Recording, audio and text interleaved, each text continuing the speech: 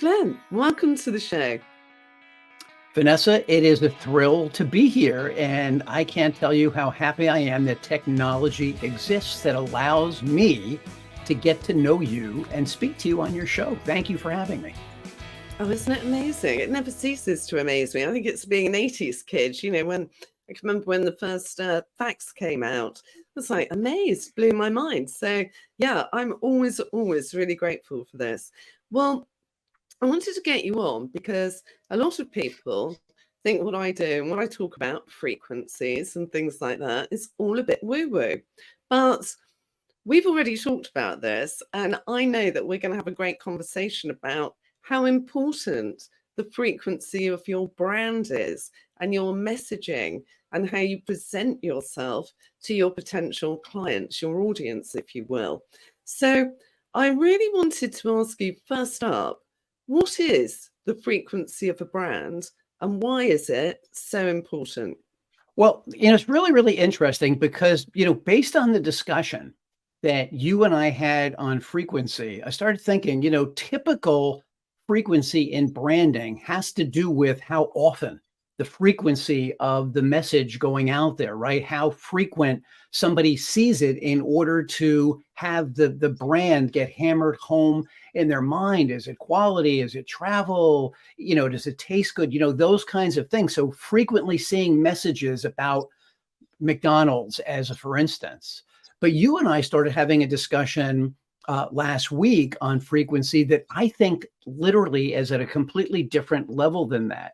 And that's all about the way you're communicating so that you're either speaking at a frequency where people are able to take your message in and vibrate along with you. I think that kind of frequency is really a lot more interesting than the traditional when someone says branding frequency. Oh, how many times are you going to run that ad so people are going to see it?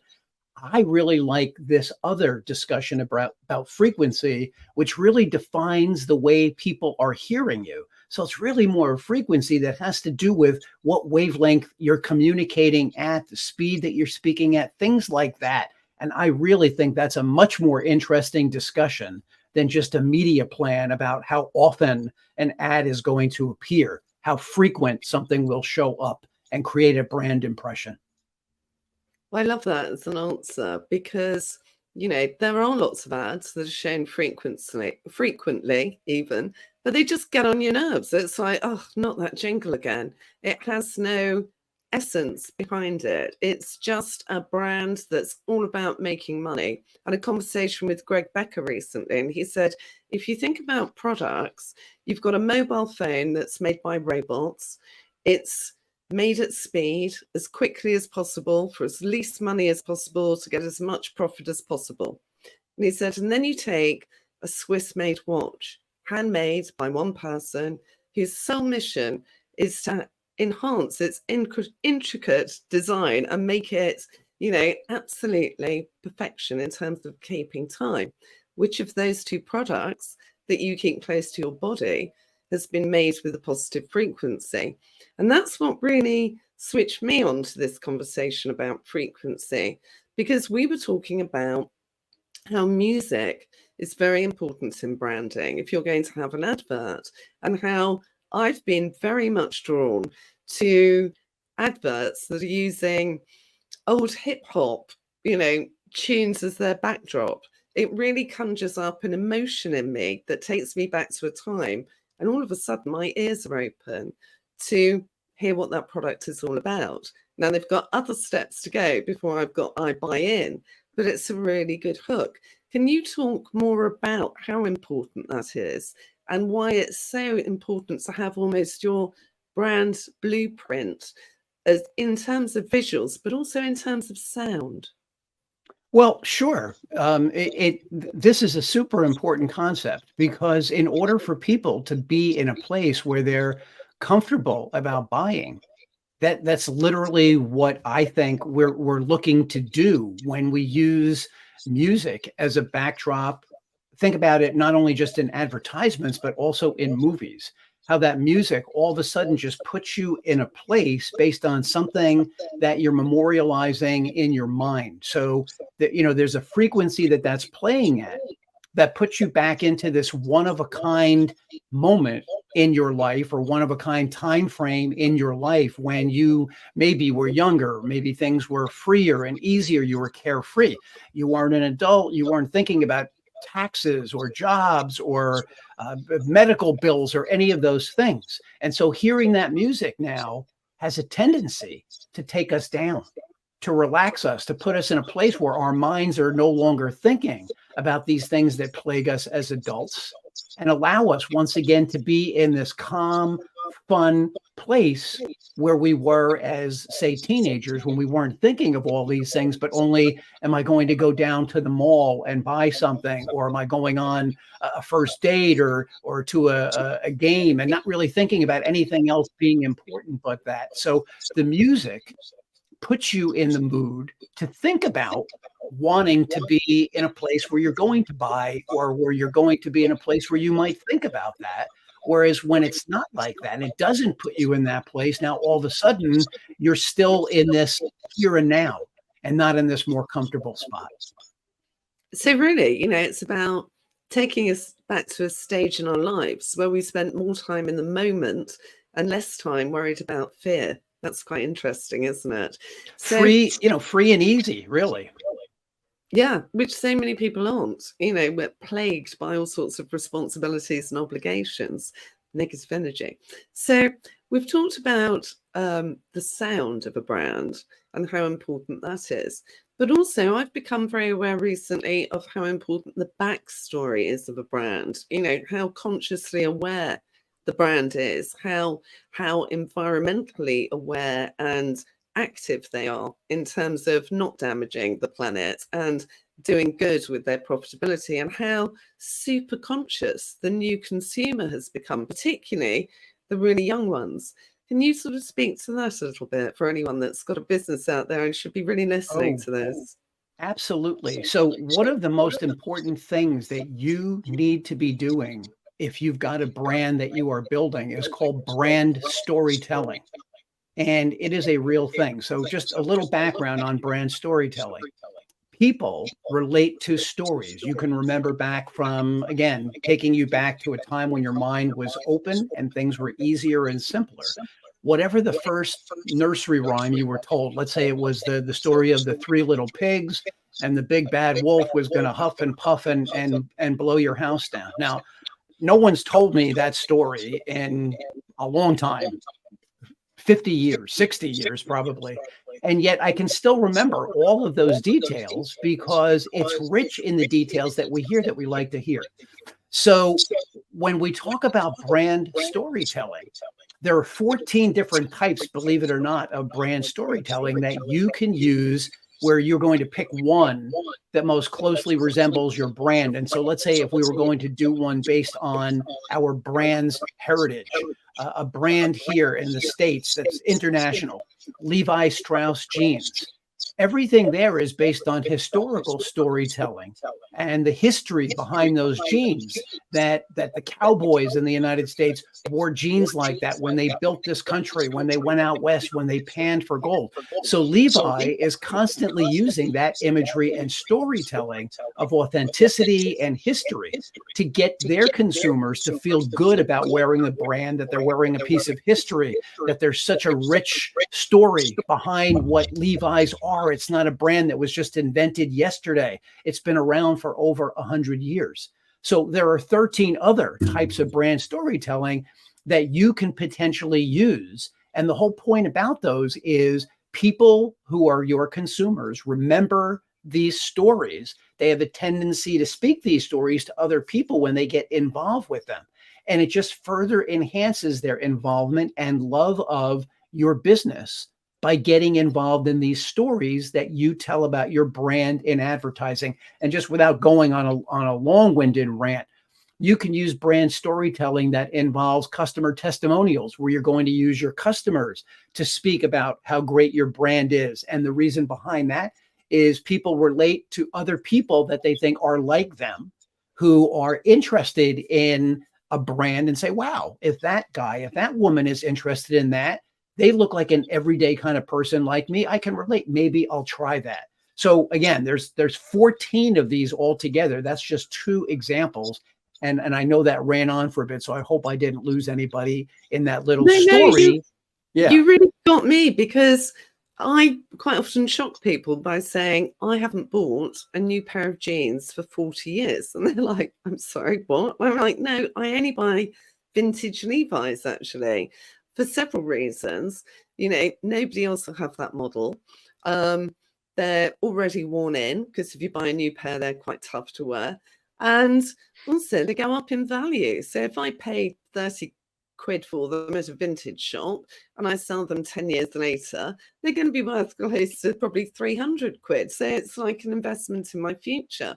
But the reason I started doing that was because I became very aware that denim dye, when it's not managed properly and escapes into rivers, can poison, the water supply for the villages that are really dependent on river water as the main source of water, and poisoning them, having all sorts of devastating effects.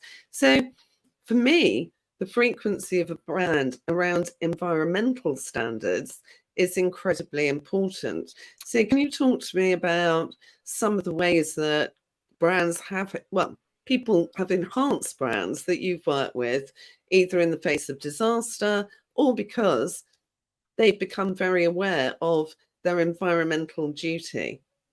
And again, just to go back to that brand storytelling, this is another one of the 14 different types of brand storytelling. It's cause related brand storytelling when your brand, and a great example of this would be Patagonia. Everything that they do is based on sustainability and the environment. And if you notice, if you've ever seen any of the catalogs that they put out, everything is based on all this gorgeous imagery about where people imagine they're going to be wearing these things on hikes in the Alps, or in the Sierras here in the United States. Now, probably 9 out of 10 people who are wearing their stuff are never going to go on one of those hikes. But the imagery about it and the fact that they are devoted to the environment and they donate money toward that, and they're all about sustainability so that their things are not ending up in landfills, again, is another brand story that a major brand tells that builds, enhancement with their target audience and gets people thinking that when they do this, they're now involved in the cause as well. So it's cause related brand storytelling, and it's very, very popular. Other examples of that here in the States, there was a brand called Tom's, and Tom's was donating for every pair of shoes that you purchased. They were donating a pair of shoes to somebody who didn't have a pair of shoes. So you have to realize that I'm probably overpaying for my shoes because they're not giving this other pair away, but I can at least feel good. I know when I'm buying a pair, they're giving one to somebody else who really, really needs them. Another form of cause-related brand storytelling. But also, if you're buying a premium brand like that, you expect to pay money for it. And it's nice to know that maybe it isn't going on traditional magazine advertising, which costs a fortune, that it's actually going into improving somebody's life. I'm scoping out a new project at the moment in Pakistan with women there who find it very difficult to earn money. And I'm looking for women that are already making crafts, and that I can help turn that into a business where they're in charge and they get to keep their money. So it's early doors, but something I'm very excited about because it's got all the right frequencies. It's going to produce abundance for people that don't have it at the moment, and it's going to give them another form of abundance, which is freedom from having their own money. So I'm very excited about that. Oh, I love that. Yeah, that's a really great example of cause related, where again, you're buying something and you feel like you could almost feel how you're changing the trajectory of this person's life who's running this little tiny business in Pakistan. And now, based on this great work you're going to do with them, they're going to potentially have an international audience looking at their products. That's a fabulous story. I love that. And also, I want to have them involved in, I made 100 scarves and I don't know, I bought a generator. Isn't that a lovely story? Or my daughter was getting married and I managed to not only buy her amazing wedding outfit, but come up with the required dowry to make sure she has a good marriage. That's giving women power as well. So I think it's really important that we have this sort of relationship with the people that are making our goods and providing our services. All too often they're ignored. And yet, every dollar we spend with them is making such a difference to their lives. And that's really important to me. And I'm sure it is to a lot of other people. So the thing I want to ask you next is, why is the personal brand message so important? Because a lot of people listening to this will be solopreneurs and be thinking, well, that's all right for a big brand, but what about me? I'm I'm the name on the tin. I'm the product. You are it, so to speak, and this is one of the things that I find that a lot of entrepreneurs and even small business owners really don't understand that. Look, there's two choices that you can make when you're doing that. If you're not comfortable being in front of the camera, being in the Instagram posts or the TikTok videos or the face on LinkedIn, that's okay. But then you need to find somebody who you're going to anoint as your brand spokesperson. And now you're ceding that job away really for the foreseeable future. I don't know why someone would want to do that. I would highly recommend against it. And I would say, fight all your urges to not want to be in front of the camera and step into this role and understand how important you are as the face of this brand. But if you're going to do that, then the key is two things. One, to be very intentional about it, so that anything that somebody sees you're putting out there is related to what you're doing. And with all due respect for people having opinions about politics or religion or things that are off brand, you need to be really careful that when people are seeing you, the message that you're putting out is a good, positive one that relates back to your brand as the brand spokesperson. If you really feel the need to have opinions on some of these other more controversial topics, which have the tendency sometimes to turn potential consumers of your item off, I would say get yourself an alias or a second name and do that so that it doesn't affect your business. Because when you talk about frequency, if people all of a sudden become aware of what your politics are, here, at least in the USA, there's a really good chance that half of them are going to disagree with whatever your politics are. So now you've just cut your market share potentially in half because you put something out political that is going to turn potentially half your audience off. And now they're no longer going to be listening to the rest of the good work you're doing because you decided that you wanted to be a political spokesperson in the space where you're trying to promote your business. Really, really important. So again, just going back, be authentic about your brand, really understand what it is about your brand you want to speak about, what that message is, and then be super intentional about all the different messages that you put out that relate back to your brand, and then touch on the original topic we spoke about, frequency.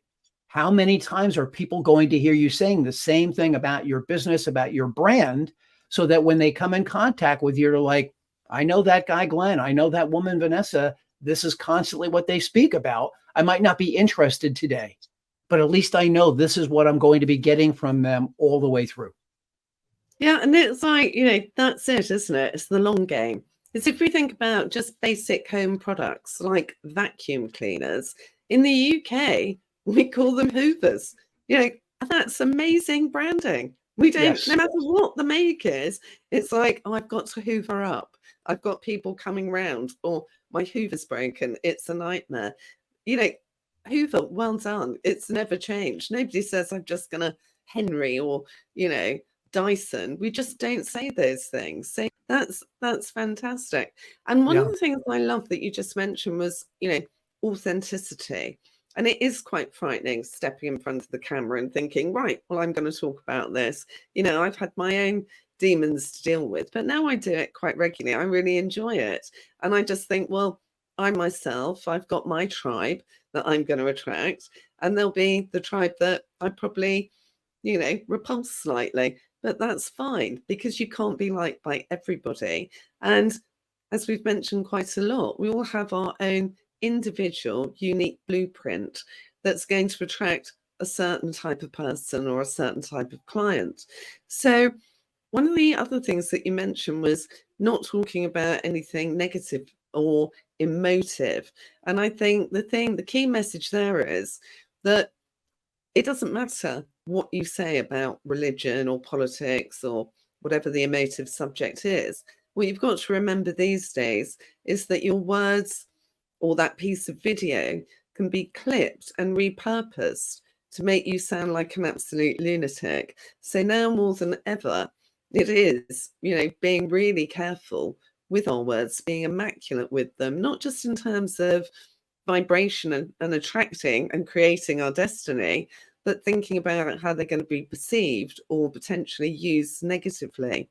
So, give me a couple of examples of how brands have coped well in the face of disaster, because trust is a commodity that's thin on the ground these days. We don't trust politicians. We don't, we're not trusting anyone really, are we, at the moment? So, it's really important that we do trust the brands that we put our faith in. Well, look, the hope is certainly that any, brand that, for anybody who's hearing our voices today, Vanessa, that you're not going to have an issue with your brand or your product out in the marketplace. But the last thing in the world you ever want to do is seem like you're deceiving the people who are counting on you to put something good, in their hands. If you have a food product, if you have a product that involves children, child safety, we spoke a little bit off air about this, that here in the States, the example that they teach in every business school in terms of protecting your brand and doing the right thing goes back to Johnson and Johnson and the big scandal that they had with Tylenol, probably in, I don't know if that was the late 80s or early 90s, when somebody was spiking capsules of Tylenol, which is probably, the number one pain management brand that gets recommended if you're in hospital by doctors everywhere. And all of a sudden they had this scandal on their hands where completely out of their control, somebody had done this, had tampered with their products. And instead of hiding and running away from that, they stepped into the light and they said, listen, this really did happen. It's causing us to, number one, pull everything that we have out of the marketplace. So if you have Tylenol now, get rid of it. We will replace it for you. We're going to replace everything that's out there in the stores. And then what they did was they became revolutionary in the way all these different medications are now bottled today. So that when you have to tear that safety strip off to open up the cap, when you have to pull that little seal off the top of the bottle, all of those things came out of the Tylenol scandal, because now there's no way in the world anybody could really tamper with these kinds of products without you knowing about it. And before that happened, anybody could tamper with any of these kinds of medications. So that's really the textbook example here in the States of that kind of thing happening. Look, you could use the same kinds of examples when it comes to politicians, right? If something gets dug up about something, about somebody that's unsavory, the last thing in the world you want to do is run from it or have one of these no comments. You really need to get with a good PR person and come up with a really good story for why something happened, but step into it, right? If you were a teenager and you did something silly, we live in a world today where people don't want to forgive you for those mistakes. But the last thing in the world you want to do is hide from it, because as they always say here, since, President Nixon and the Watergate scandal, the cover up is always worse than the actual event. And so step into it, own it, and people will appreciate your honesty. Hopefully you won't lose too much in terms of your consumer loyalty, but at least people will see you're honest. You're so right there, because we see it here in the UK all the time, and it's like people say, oh, I put the joint in my mouth, but I didn't breathe in. Really? Do me a favor. Don't even say, I was young, I was at a party, wasn't everyone doing it? And we'd probably think we were quite cool. We know that you can't be a politician and be doing it now. And as long as you tell us and you're being honest that you don't, we'll have a bit more faith than if you just ran from it and said, oh, no, I didn't inhale. I mean, really, seriously, you're taking us for mugs. So honesty to me is imperative. And I love the fact that you mentioned a brand that could have really gone down with the, the type of scandal, the type of attack on them. And instead of that, they became their own sort of secret service about checking it out, making sure it could never happen again. I think that's amazing. Well, we're just going to take a very quick break now, and then we're going to come back and hear even more from the amazing Glenn, who's going to really tell you how you can sharpen up your brand and get on the right frequency for success. Ignite your vitality. Meet the LifeSpring Gold Card, a quantum leap in wellness. Revitalize your bioenergy, boost stamina, ease aches and improve your mental focus. Shield yourself from electromagnetic frequencies emitted from cell phones, laptops and other smart technologies. Restructure tap water, revitalize food and harmonize everything around you. Elevate well-being with LifeSpring made in the USA. Order today from VanessaElston.com. Okay, and we're back with the amazing Glenn Rudin, who's talking to us today about the frequency of branding. For those of you that are thinking that all this frequency stuff is a bit woo-woo, Glenn is here to convince you that it's about time you got on the good foot with vibrational frequency and really focused on it for your business. Now, we've been talking about why frequency is so important from a branding perspective, why personal brands so important, and also, now I want to ask you this, the work you do dealing with people, and brands are very personal, aren't they? People have put their life and soul into it. They've put their last few pence into it. It's been generally a rocky road to get to where they are, to a point where they can afford to employ somebody like you to really sharpen up their look and supercharge their brand. Now, we talked off camera about this, about how important it is, because that's quite a challenging situation in many ways. Why it's so important to have a really good energy and a really positive frequency when you go in to talk to people about this. Can you tell us why and the sorts of conversations you have to have around a brand that's perhaps been around, been successful, but it's really time to change things up, perhaps beyond the owner's expectations? Right. Well, this is a great question too, and I'm really glad you brought this up. So when I'm working with people, whether it's on helping them with a 30-second elevator pitch, or right now I'm working with a client and we're filming segments very similar to this that she's going to use on her website that are her really speaking into what she does for a living and why the people listening would want to interact with her. And in her particular case, she speaks about stress and how stress seeps into so many other things in business and life and culture, without going into a rabbit hole about what she does. It is super important for you to be. You know what? I got to stop. I lost the question there in my answer. I'm usually not like that, but I got so down the hole there with my client that I just lost where you were. So sorry about that. Don't worry. So imagine I've asked the question again and just start. And it was about. That's what I'm getting to. Oh, sorry. Why is it so important that your personal energy level is there you go. Yeah, yes, is right, and your frequency is right when you have to go in and tell somebody basically that their brand isn't, fit for purpose for today's market and needs to step up, even though the business is successful. Right. Okay. So, and I'm really sorry about that. That's So, okay, so we'll go with there. I'm really glad you asked that question, because it is so important. So, for me, one of the things that I love working with my clients on is having them understand that, again, many people are not comfortable getting in front of the camera. Well, that's all well and good, but you still have got to be comfortable getting in front of people and understanding the value that you and or your business is delivering to people.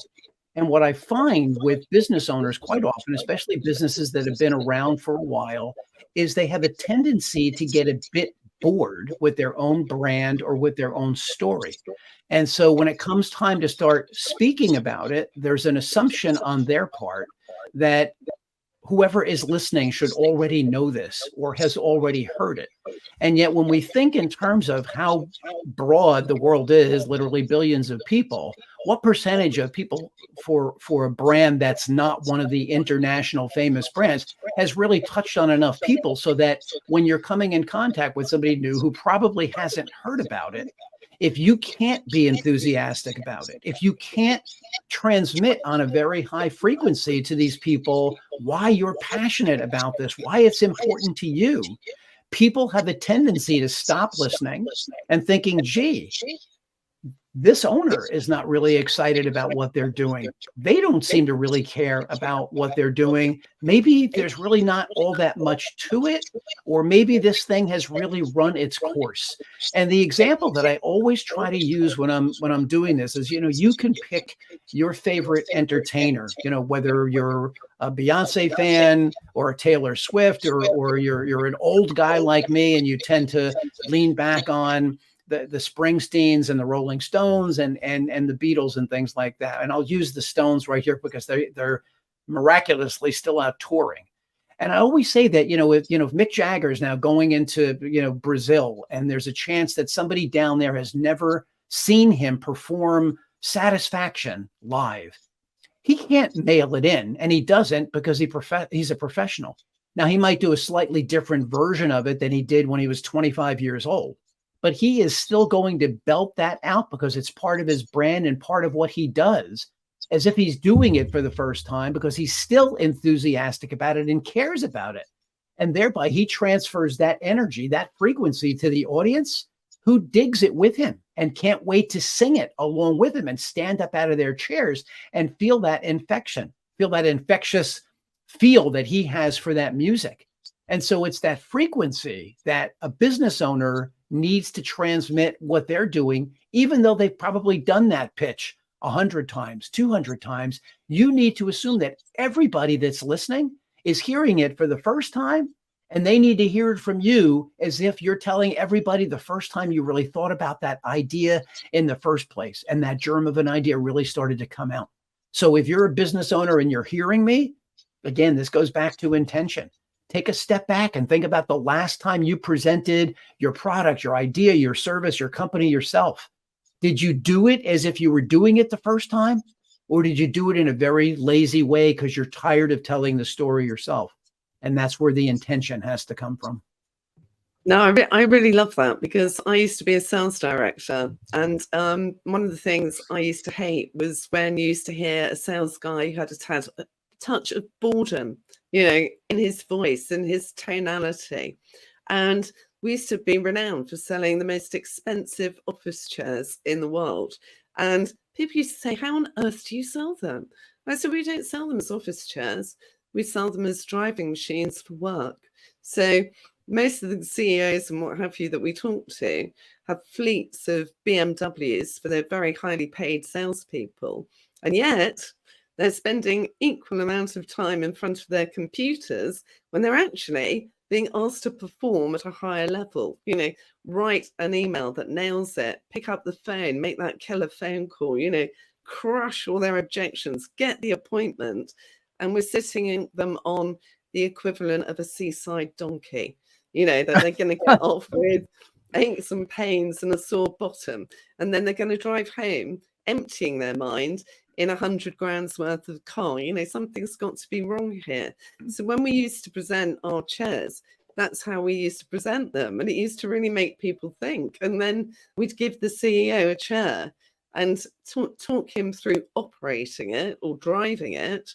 And we give it to him for a week and then we'd take it away. And we never got the chairs back. They'd been like, I'll give you the cash now, or, as long as you can deliver me my own tomorrow. And that's how we did it because we were really honest about it. And you really understood the quality that went into it, the ergonomics that went into it.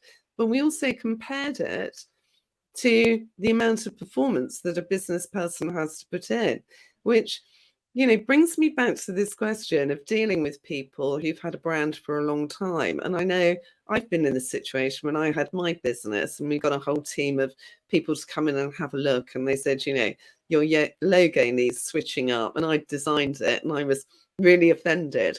Talk to me about the energy you need to be on when you're dealing with somebody like me that's, been working 12, 14 hours a day, built this business up on the back of their design ideas, and you're coming in saying, well, if you're going to scale, if you're going to get really serious now, we've got to sharpen all this up.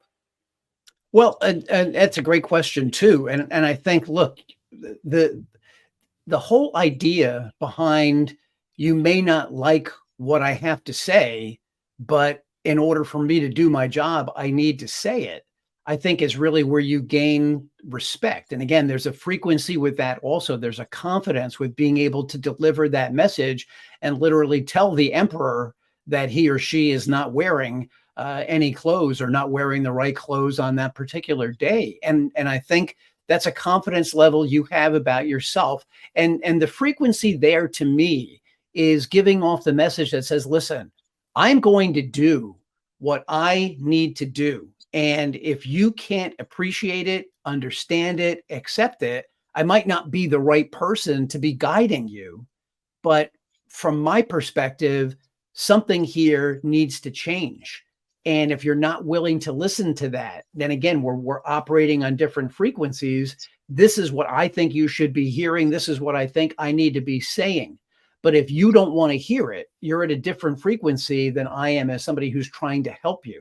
And the thing that you need to be true to for yourself, and this is not easy to do because we all want to walk away from these sales presentations with the contract in hand, with the payment in hand, with running down to the bank and cashing the check. But probably, the most confident negotiations you can ever do, the best frequency you can ever give off is, listen, if I don't get this, I don't get it. I'm doing what I need to do, and I'm willing to walk away. That's probably the best frequency as a negotiator that you can have, that says, this is what it is. And if you don't like it, I understand that you don't like the message that you're hearing, but in my judgment, it's a message you need to hear. And I'm sorry that you're not open to hearing it. But that's, again, speaking at two different frequencies. And very often what's involved there is ego, right? Versus brain, where somebody really has their ego attached to something and doesn't really want to hear what, the old, line from A Few Good Men, you can't handle the truth, right? The best you can do in a position of what you do for a living, or what I do for a living, is tell somebody the truth. Now, there are different ways of telling them the truth, right? You can really insult somebody and defeat the purpose. Or you can say it in ways, again, at a frequency that somebody might be a little bit more willing to hear, or at least go away from the conversation and say, that's not what I wanted to hear, but I think this person's coming from a genuine place. I like that, because I think it speaks to a couple of things, really. In order to be really honest with any client, you've got to really love yourself and respect the work that you do. And I know when I used to deal with multi-million-pound contracts, one of the things I'd say to them is, we're going to be on a long journey together. I'm renowned for my bluntness and honesty. If that's a good match for you, then, we'll have a very successful partnership, and we will deliver on time and on budget and all those things, because we have it underpinned by honesty. And when things go wrong, and they will with a building project, we'll be telling you all about it straight away, so that we can sort it out and you're in the picture, and we're, limiting the amount of shocks you're going to get. But I think that's so important, that you have to be in a place where you're very confident in what you do, the quality of what you deliver, and the ultimate value that you're going to deliver for the client. And I think one of the things with entrepreneurs these days is, and it's there's been some very difficult times, COVID, downturn in the economy, is to keep the faith, really. So it's important for you to endorse that in terms of negotiation, because all master negotiators and any buyer for any company is that they're ready for battle. They're not going to be happy unless they've made some wins somewhere, have they? I mean, that's just their frequency. So instead of coming from it from a point of view of, oh my God, I have to give something away, I think it's much better to come at it of, I've got an amazing service, and maybe I can just reduce one element or switch one element out to meet your bargain hungry negotiation skills to make you feel like you've got to win. So it's always about frequency, I find, business, and not going into either people pleaser mode or poor me victim mode or fear mode. If I don't give in to this guy, if I don't give in to this bullying tactic, then I'm not going to get the job. The fact I always think the more they're willing to negotiate, the more they actually want my services. So it's just a case of dancing to the right frequency till we can get into the same step, if you will, dance the same dance when we both come away happy, and also feeling trust. Now, the other thing I wanted to talk to you about, because we've touched on it a lot, is how any brand can get the trust of their audience with the frequency that they're generating. How can that, we've talked about the need for community and this, because we can't trust anybody, we want to be able to trust the brands that we invest in, the brands that we wear and we use every day. Can you give us just a few tips on how any entrepreneur with any type of business or product can start to instill trust in their client base? Well, again, great. It's just a great question, Vanessa. And again, this goes back to intentionality for anybody who's hearing this. The number one thing that you need to do is create satisfied clients. So let's just assume for a second that you've already done that. You've got a number of satisfied clients. It is super important to reach back to anybody that you've done good work for, to ask them for a testimonial, because we live in a society and a world that relies on looking at past reviews. So for me, every chance I get, whether it's a paid client or just somebody who comes on with me for a free 30-minute strategy session, at the end of the call, I say to every one of them, was this helpful? And if they say, yes, it was, then I say, would you mind if I sent you a Google link and just put a few words in there to let people know that you had a positive experience with me? And the more of these that you can build up, the more credibility there is. So just think about the last time you went to a new restaurant or stayed in a new hotel, or maybe even purchased a new product on someplace like Amazon or wherever you might do that in the UK or wherever you are in the world.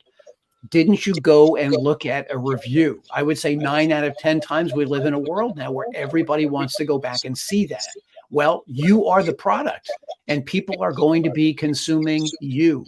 And so it's super important for somebody to go to Google and see 5-star reviews and comments that talk about what it is you do, how you do it, and why you are so good at it. Because again, people relate to other people who are in similar circumstances and can look and say, wow, look at how much he helped this person, this person, this person. And if you're doing that, and again, being intentional about it, the people that you're helping, I'm sure, will not, for the most part, mind doing that for you. It takes them 5 minutes, and it's an everlasting piece that becomes part of your Google reviews, but you can use them on your website. Again, testimonials are crucial. I really like that. I really like it because it's something I do all the time. Just before I press the pay, I think, oh, I better just see what other people have said about this. And the more reviews they've got, the better, really. So obviously that really, really works. Well, I can't thank you enough for coming in here today and really making people understand why the frequency of branding is so important, and personal brand messaging, and the energy at which we summon up to deal with business, and how important it is that we negotiate from really a heartfelt space of knowing that we have an amazing product and service. I can't thank you enough for joining us today. And I do hope that in the future you'll come back and share some more secrets with us. So I would. So sorry, just to finish, for our viewers, where can we get some more of you, Glenn? Terrific. Thank you for that question. Well, if you see up above here, Always Been Creative, that's my company's name. So if you go to alwaysbeencreative.com, right on that front page of my website, there's a question about how serious you are about branding. And right underneath that, there's a link for you to go ahead and set up a free call with me. You can find me at Glenn_Rudin_message_master on Instagram and on TikTok. I believe I'm the only Glenn Rudin you can find on LinkedIn. And I love hearing from your listeners or anybody that hears my voice and had it mean something to them. And if I can interact with you and help you in some way, I would love to do that. Remember, you are the master of your brand and business. Be intentional about it, step into it, and make sure every chance you get to make a positive impression, you do. This is what I try to help my clients understand every time I work with them. Vanessa, this has been great. Thank you. And I look forward to doing another one of your shows with you. I've really enjoyed this. Oh, thank you so much. Well, you heard it here, people. Make sure you follow Glenn. Make sure you pick up more of his top tips, and make sure you get your brand on the right frequency. This is WTF. What's the frequency? Follow us, subscribe, and I hope very much that I'll see you next week in love and light.